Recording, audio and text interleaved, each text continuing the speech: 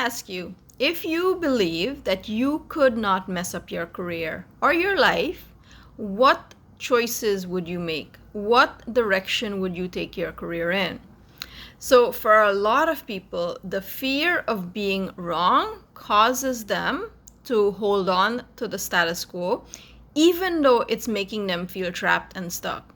They are constantly second guessing their choices, and they feel like they're not good enough. And as a result, they often feel lonely. They feel isolated. They feel that something is wrong with them. And there's a lot of shame in that, right? Where people don't share, where people don't talk about it. But if we were to compare notes, we would actually see this is something that we have in common. And to recognize that it's caused not because there's some defect in you, not because there's something wrong with you, but because of the systems in place, because of the career model that you're following, because that model requires you to feel like you're not good enough, for you to feel like you're inadequate in order for it to control and manipulate you, right? And if we were to be honest first with ourselves and be honest with each other, we would see, yes, we feel alone. Yes, we feel overwhelmed. Yes, we feel like we're not good enough, right? And to recognize that is where our humanity lies, right? So that is the thing that we share in common.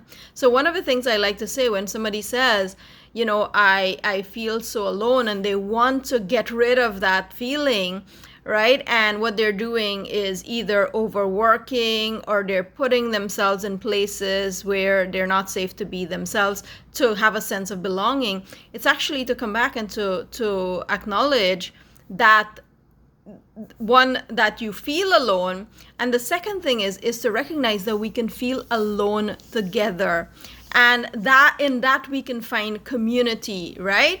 Where we can see that by being in community, we can support each other, we can make it safe to show up as yourself, and that is actually where you can be free to mess up, to make choices that support you without second guessing yourself, because you know other people have your backs.